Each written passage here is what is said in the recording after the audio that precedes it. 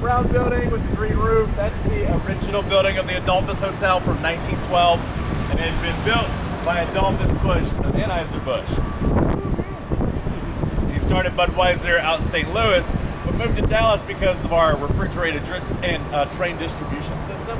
So he could send Budweiser to California and to Mexico, becoming the largest distributor. Made so much money here, he built our first luxury hotel, actually buying where City Hall had been, and they moved down the road. And if you go in there, you'll see the City Hall bistro. But that was the tallest building west of the Mississippi. That was considered a skyscraper just 100 years ago. And it's hosted every president since 1912. It's hosted Queen Elizabeth, Prince Philip, the Beatles, Elvis, John Wayne. Used to have a radio station at the top where like jazz, those guys would be available to play. They even have the French Room restaurant. You can get a tea time on the weekends. It's also said to be kind of haunted, but that's a nice beaux arts facade on the front. And then of course you can see where the Magnolia built right next door, making it a little bit taller. So that's our Adolphus Hotel. All right, we're gonna keep rolling.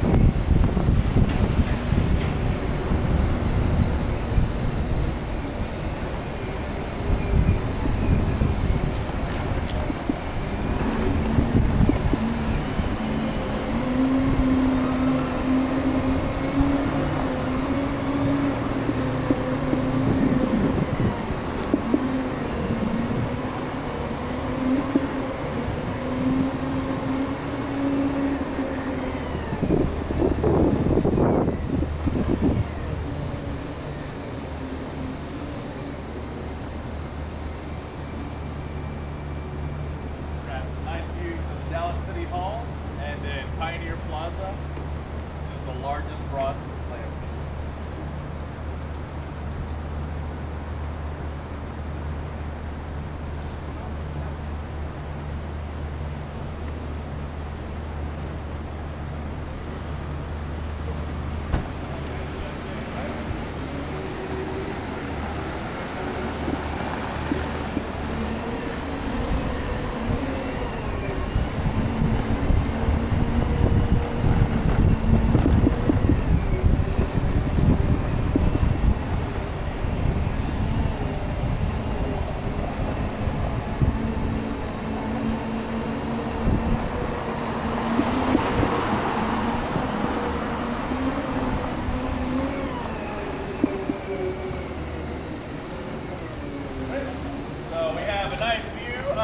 Dallas City Hall right across the way. So that was built in 1977, also by I.M. Pei, who did the Symphony Hall and the Fountain Place Tower. 34-degree angle in the front, intended to keep the plaza shaded for a good portion of the day, and that way it can be a place for the people to host events. Whether it's parades or protests, they film the morning news there. They do group workout classes in the mornings. They also, have outdoor movies, fireworks watching parties, trunk or treats during Halloween, and even a taco festival, which I hope they bring back. This is also, people recognize it from the RoboCop movie, the original one at the end where they're doing the big showdown. So they actually had that movie filmed mostly around Dallas. And it's also said that the columns weren't part of the original design. It doesn't have been asked because people thought it looked a little too top-heavy. So here for footage to make people feel better. Across through here they have the matching library where if you get the opportunity to check it out, they have a display of one of the original copies of the Declaration of Independence.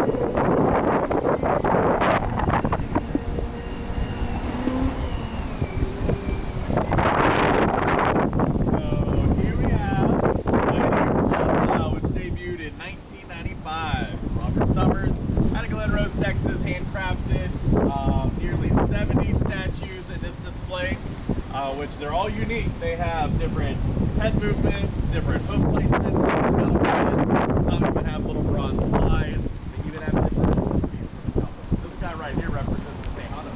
You go up north towards the shop's legacy, they have African American compass. Snowbar Mall, Native American compass. And it's just neat that back then, it didn't matter who you were, where you came from, you were like, you could ride a horse, in the sun, it might get paid $30 a month. It might get shot at. You could be on the team. And your typical cattle drive had about 12 to 15 Wranglers and Drovers and about 2,000 to 3,000 Texas Longhorns. Now down here in the south, you can buy a Texas Longhorn for about $2 to $5 each. Up north, by the time they brought them up that trail, 450 miles to where the train lines had been, they'd get shipped off to one of the big markets, like say in New York or Chicago. So $5 Texas Longhorn here would go from $50 to $75. They estimated over 3 million passed here in North Texas, running up the Shawnee and Tennessee Trail with Dallas and Fort Worth. So, go count. But yeah, I think it's cool that every single statue is completely unique. It is the largest bronze display in the world, and a really cool tribute to what they said. It really put us on the map. So, you know, Dallas is just a little trading post town. The success of the cattle drive industry and that big profit, you know, getting $5 to $50. That's why the trade lanes came in.